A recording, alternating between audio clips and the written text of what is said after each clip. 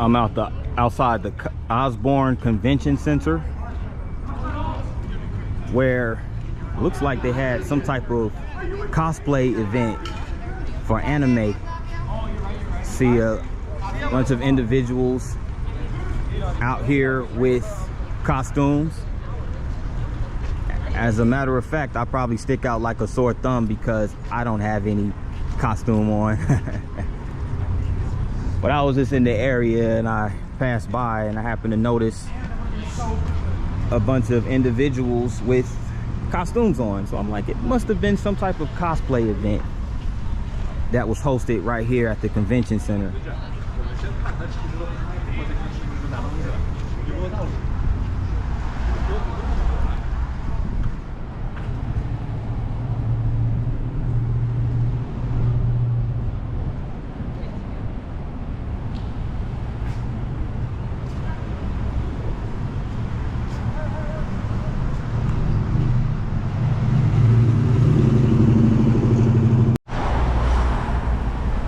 Still outside the Osborne Convention Center, and right now I'm in the LaVilla district of Jacksonville, and this building right here is the Jacksonville Regional Transit Authorities. It's a transit center, so a bunch of buses, and also the Skyway operates over here.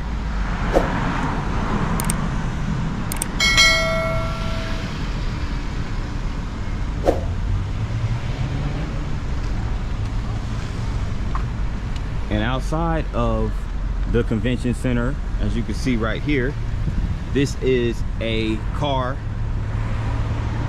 for the Seaboard Coastline.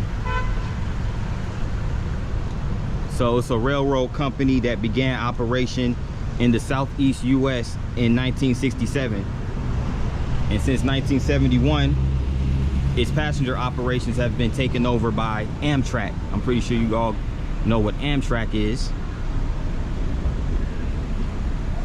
But during its heyday, the Seaboard Coastline operated in Jacksonville, and it followed the merger of Seaboard Airline Railroad and the Atlantic Coast Line Railroad.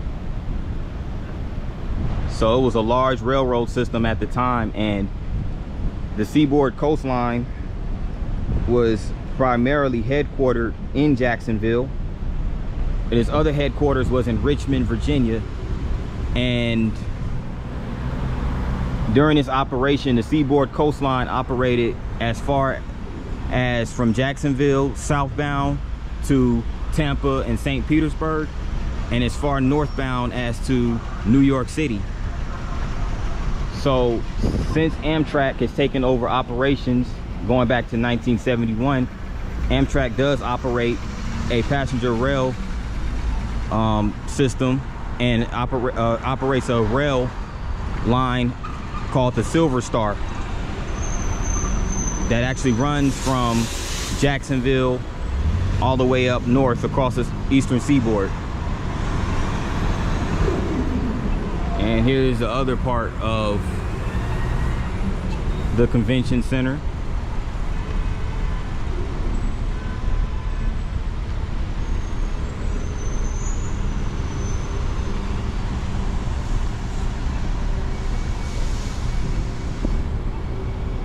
Cross right here.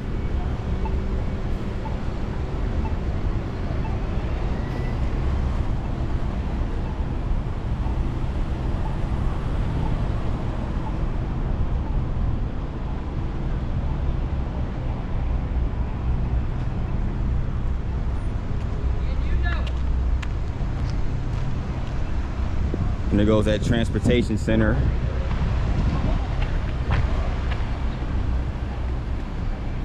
Looks like it hasn't been up to that long, probably opened a couple years ago or so. But it's a very modern, sleek building.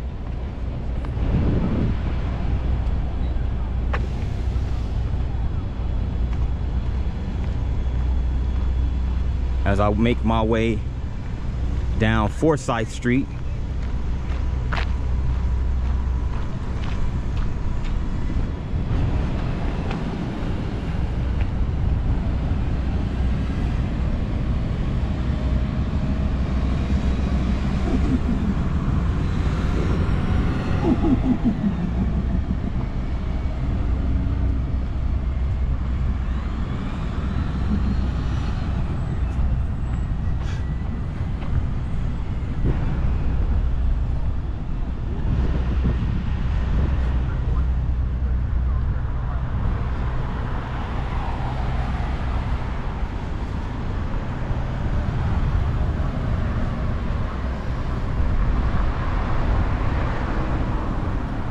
Now again, this neighborhood is known as LaVilla. LaVilla used to be an independent city until 1887, when Jacksonville had acquired LaVilla as part of an annexation.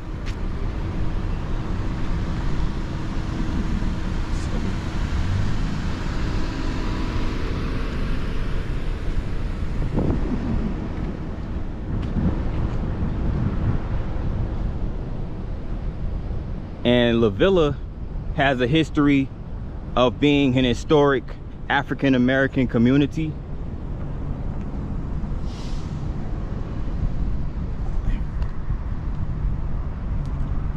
And the neighborhood was also affected by the Great Fire of 1901. But this used to be a black mecca of Jacksonville, as part of the many black meccas that existed in the early 20th century. As you can see, this art piece right here. It's nice. Looks like a bunch of different colored characters. Yeah. So this is an event venue called the 927. And the artist of this abstract but really compelling art piece, I can't really tell what that is, but it was 2017. I think it's at OKUDART.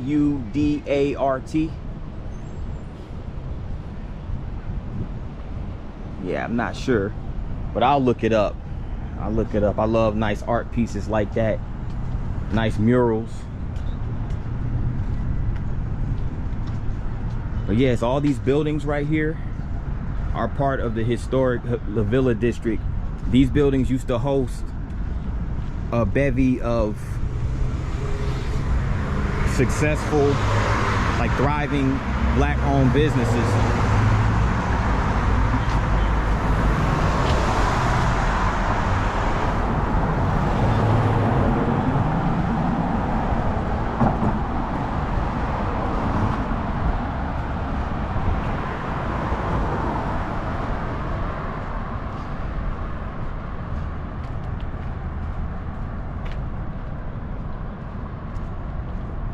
So LaVilla is west of downtown Jacksonville. So again, it was its own city, and LaVilla itself was incorporated in the 19th century. But it was during the 20th century when it really thrived.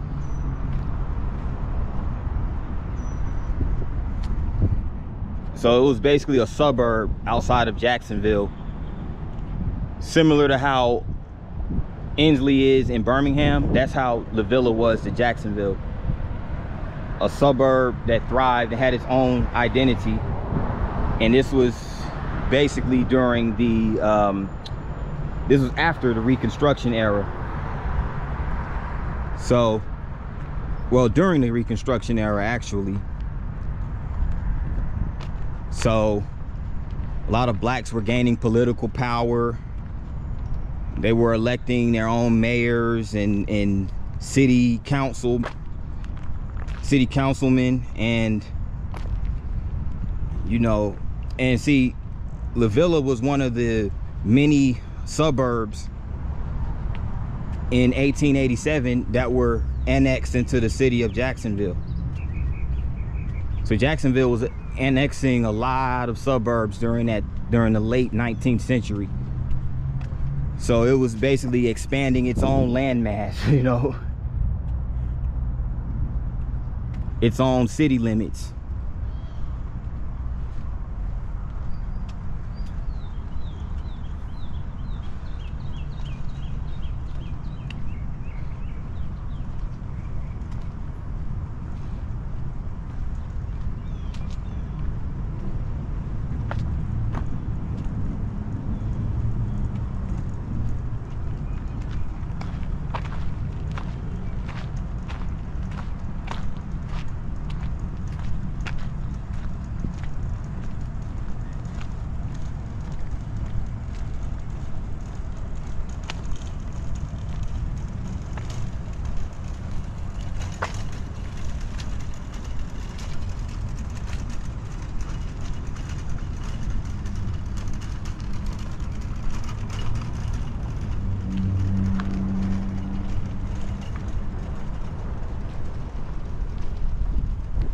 So a lot of these buildings are abandoned, of course, but many of them have murals painted on the side of them, as you can see over there.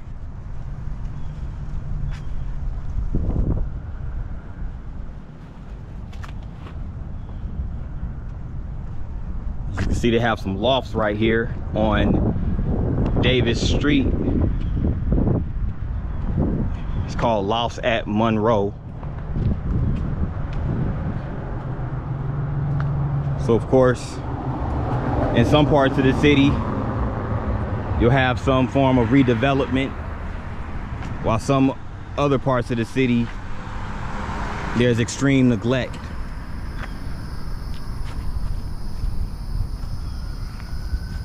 And this marker signifies Fort Hatch, and basically saying Jacksonville was an important port on the St. Johns River during the Civil War.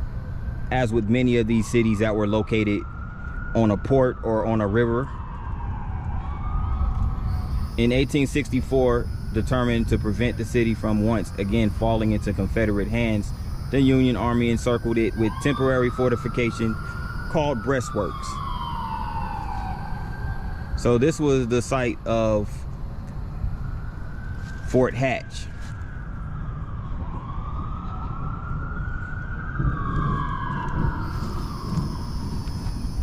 So this is also, let's see, infantry raised in 1863 as the first Northern Union of African Americans following President Abraham Lincoln's issuance of the Emancipation Proclamation. So piggying back on LaVilla developing during the Reconstruction era, well, Abraham Lincoln played a huge part in that because of the Emancipation Proclamation, which essentially freed the slaves, and they were allowed to go and basically established a quality of life for themselves and their families.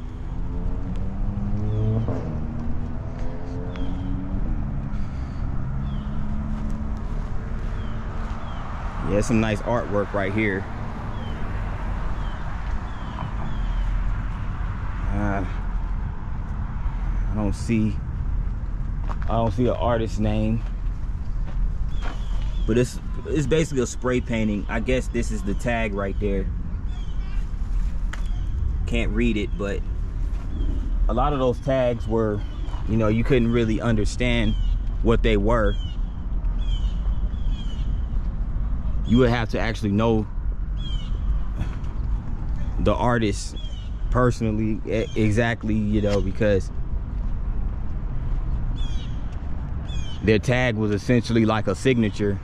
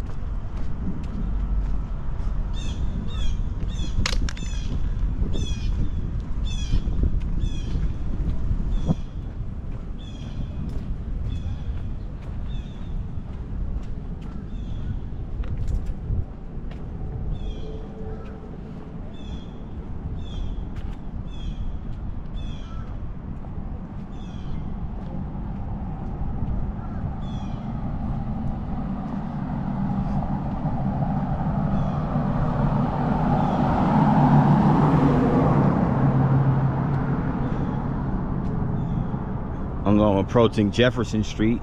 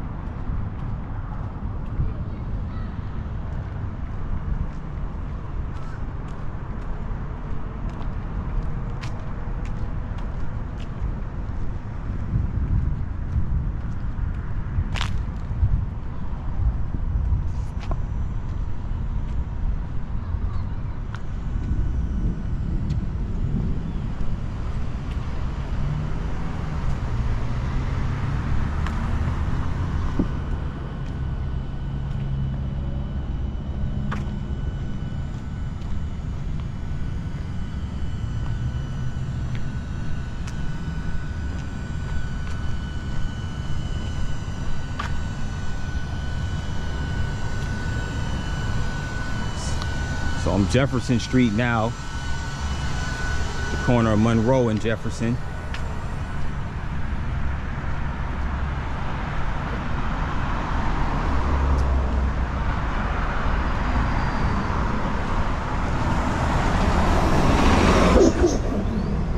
Trying to find some historic buildings in the area. I'm on Monroe Street now.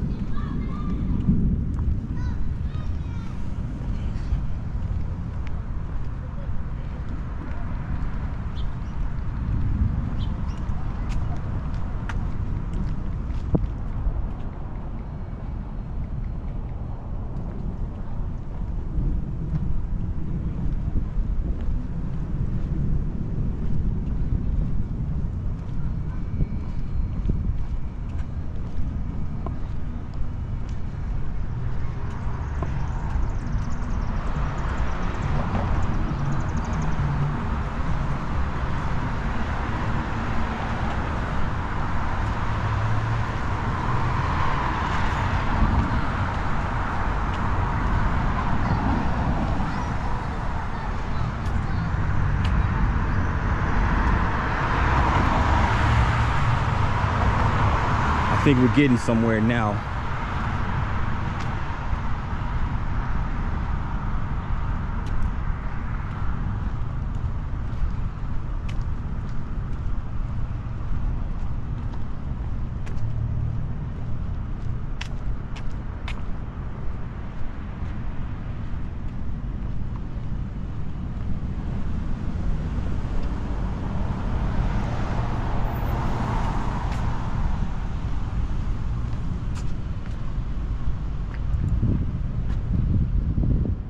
I'm guessing this was one of the buildings right here.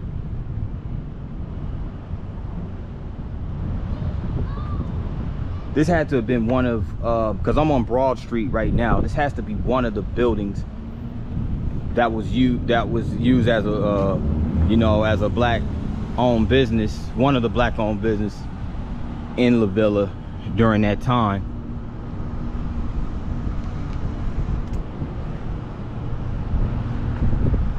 I know this building right here is a Duval County Courthouse.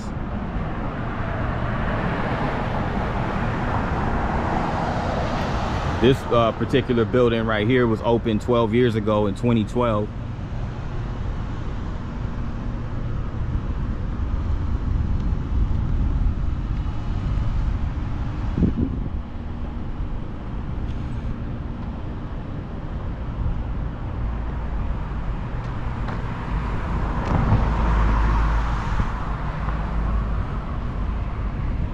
Trying to see what this building is. I know they have part of the sidewalk closed off, but I believe this is a barber shop. And this is the most worshipful Union Grand Lodge, free and accepted Mason. So it's a masonry lodge. Okay, this is what that is. But they have a barber shop right here that's currently open. As a matter of fact, established 2014.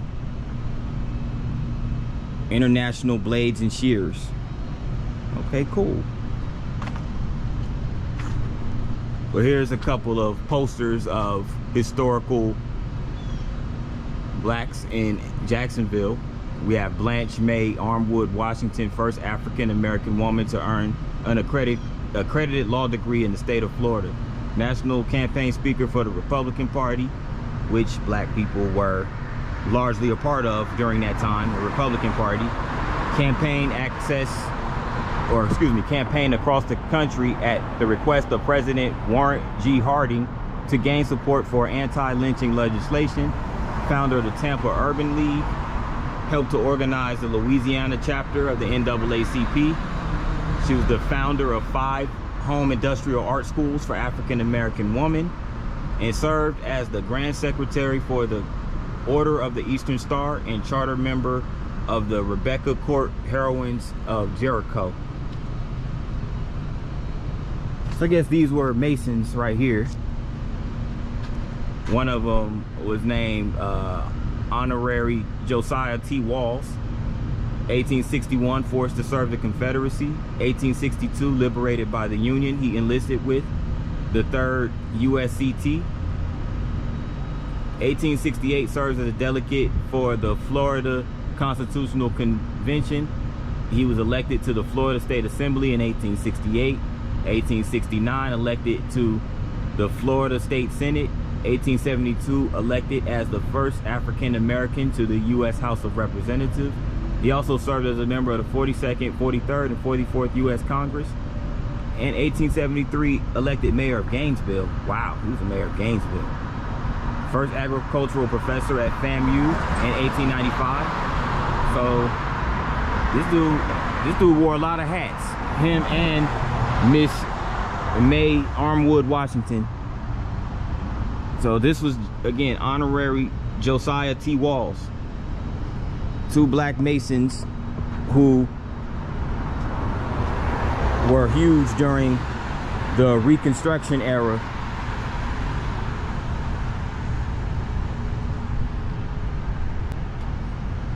And right here, you have the Honorary Joseph E. Lee, who passed the Florida bar in 1873. Jacksonville's first African-American lawyer, elected to the Florida House of Representatives, 1875. Elected to Florida Senate, 1881. 1888, appointed clerk of courts. Lee was the first elected African-American municipal court judge in the South in 1888.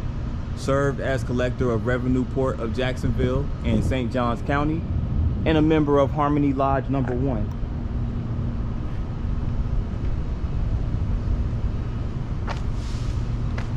So this is a Mason's Lodge, Grand Lodge right here.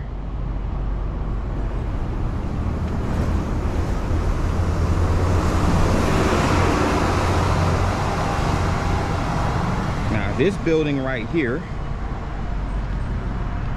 according to my research that I've done, this was a hotel. It was known as the Richmond Hotel. And again, it's right here in the heart of the LaVilla neighborhood on Broad Street. And this was built in 1909, so you could tell how old it is. It was built in 1909, 115 years ago, actually, 115 years. And it's right here at 420 North Broad Street. So the hotel closed after desegregation in 1969. So it's completely abandoned. It doesn't look like there's any occupants in it.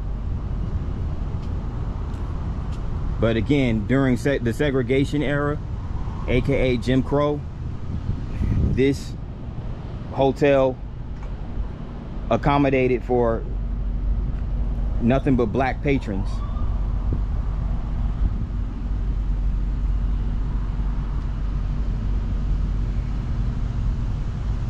So it's a 3-story structure, and the only thing that you see right here, you see some shoes hanging off the railing by its shoestrings. That is the only remnant that's left of this building.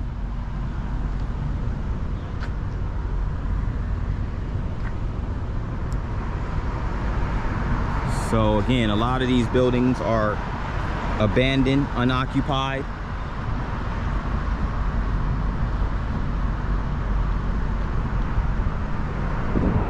As I'm approaching Ashley Street, just past Church Street,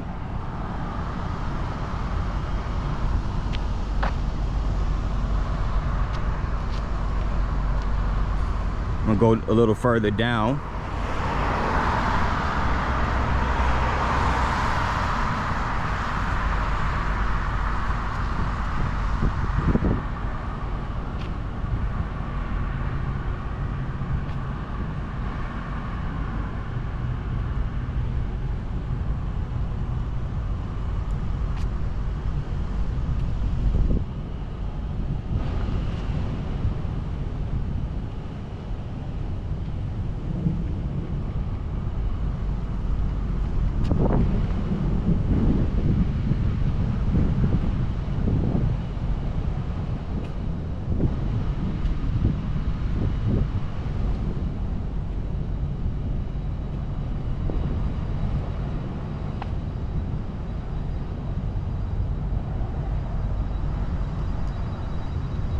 Now this building right here is called the Clara White Center.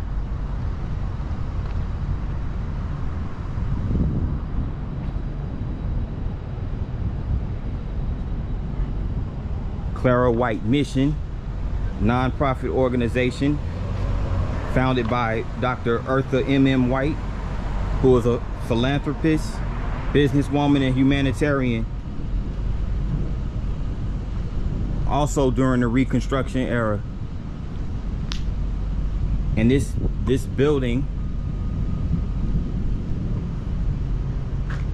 or this foundation that is housed in this building, was founded by Miss Dr. Eartha White. So it just basically provides social services for the poor, advocates, you know, feeding the homeless, housing, job training, and employment by partnering with businesses and local community resources. Okay.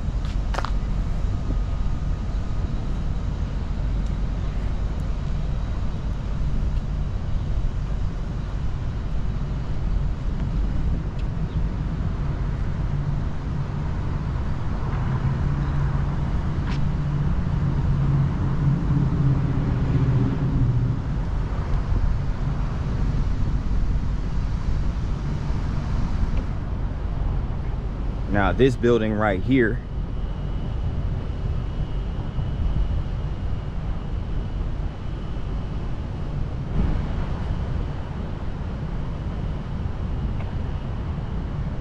is called the Stanton School.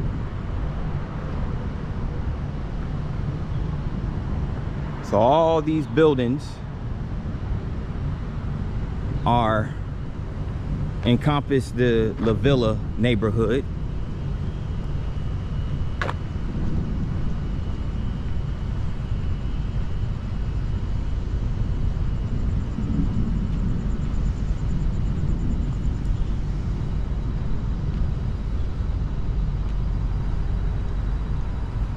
That being said, I'm gonna go ahead and wrap it up for today.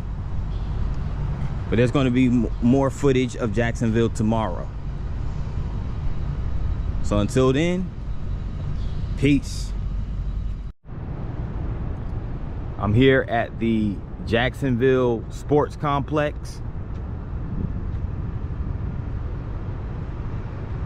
And right here in the complex, one of the main stadiums, because the sports complex does have a multitude of sports stadiums that host the Jacksonville sports teams. The main one is Everbank Stadium, which is where I'm at right now.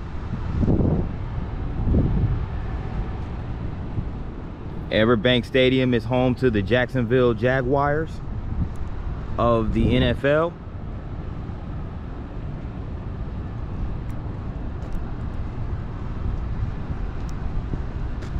And the Everbank Stadium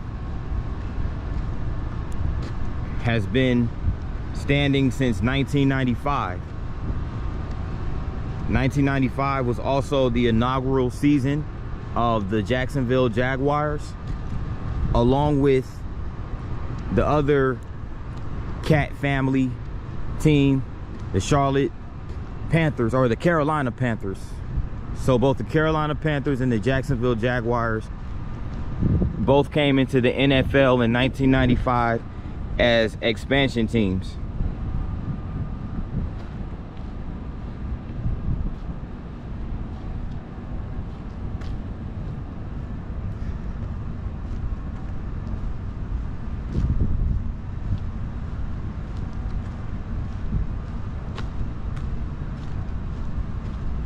Now, Everbank Stadium is located on the site of the old Gator Bowl Stadium, which itself was built in 1927.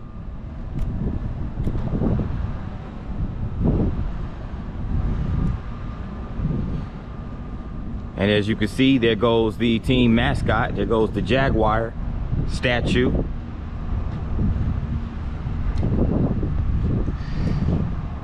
And it was dedicated to the citizens of Jacksonville on August 18th, 1996.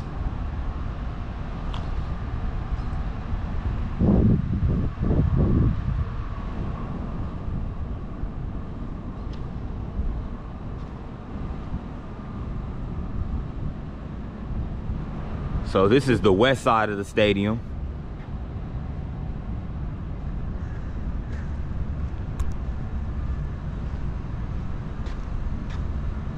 And throughout the course of its almost 30-year history, the Jacksonville Jaguars have had its share of successes. You know, they haven't done too bad. They've had their seasons where they had down seasons, but I remember growing up watching the Jaguars. They had a pretty good team in, I believe it was 1999, where they actually won their division. And during that time, AFC had the AFC Central Division. So they made the playoffs actually 4 years straight, which included 1999. Their first season in 95, they weren't all that good, but 96, 97, 98, 99, during that 4-year stretch, they made multiple playoff appearances. So there's that. And one of the original Jacksonville Jaguar players was a quarterback by the name of Mark Brunell. They had a high-powered offense too. Like I remember back in '99, particularly '99, but during that 4-year stretch from '96 to '99, they had Mark Brunell. They got Fred Taylor in '98, and then you had that wide receiver duo of Jimmy Smith and Keenan McCardell. So if you're a true Jacksonville Jaguars, lifelong diehard Jaguars fan, you'll remember those guys.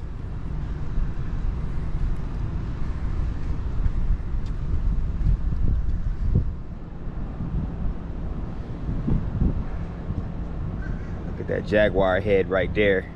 That's dope.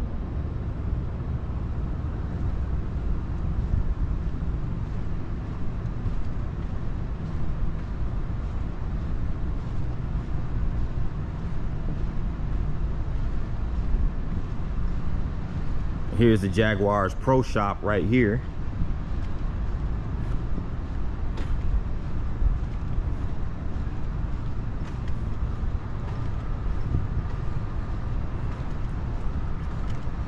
So you can come over here and get your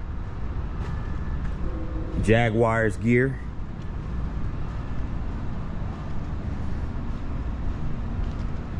Being that it's off season, of course, a lot of these facilities are closed, but just wanted to get some footage of the stadium.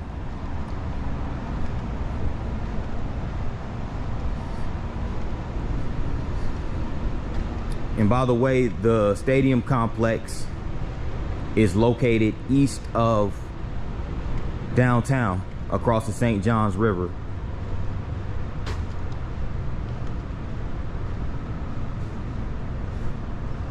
Duval.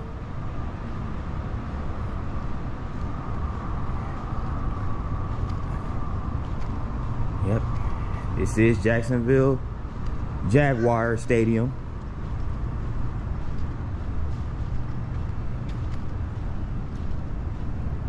See, the Jaguar star player as of today is their quarterback Trevor Lawrence, who absolutely killed it on the collegiate level at Clemson.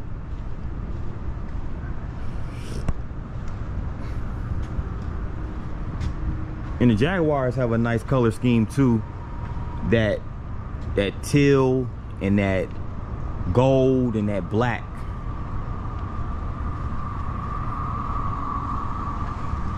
I think it's like a teal or emerald green.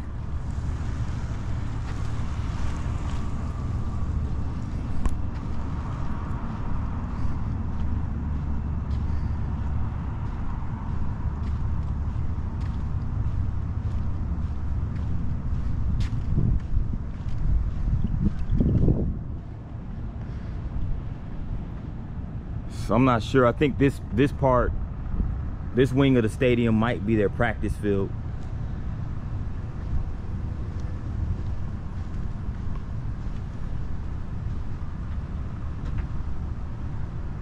Hey, that's dope right there, this sculpture.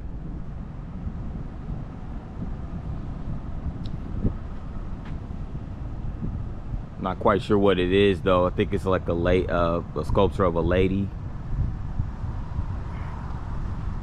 Don't see any information about it, so I'm just gonna keep it moving.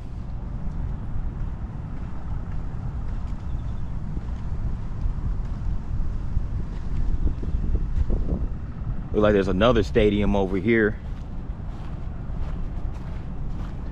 There's a couple of them actually. This might be a ballpark though.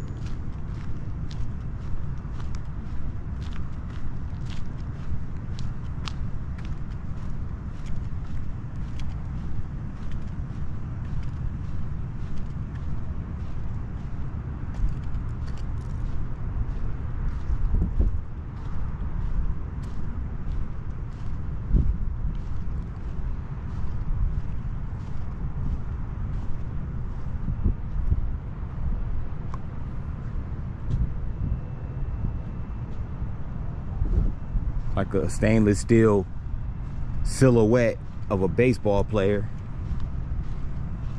So right now I'm outside of the 121 Financial Ballpark.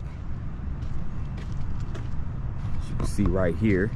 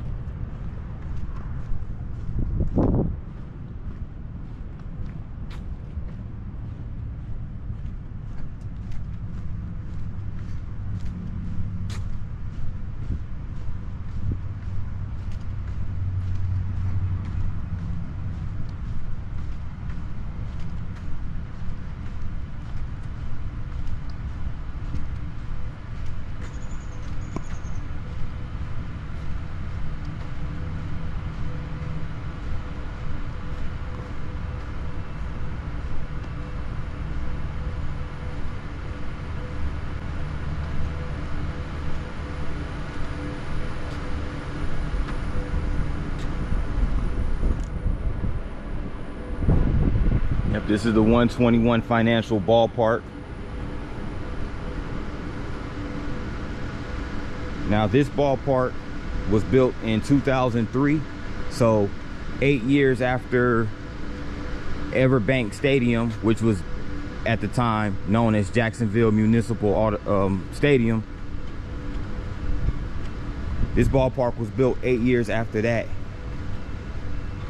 and it is home to the Jacksonville Jumbo Shrimp minor league baseball team.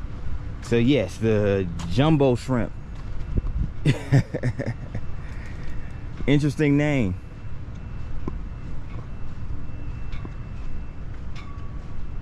But they do have a nice ballpark design. Looks like they have like a straw hut or something of that nature on the premises.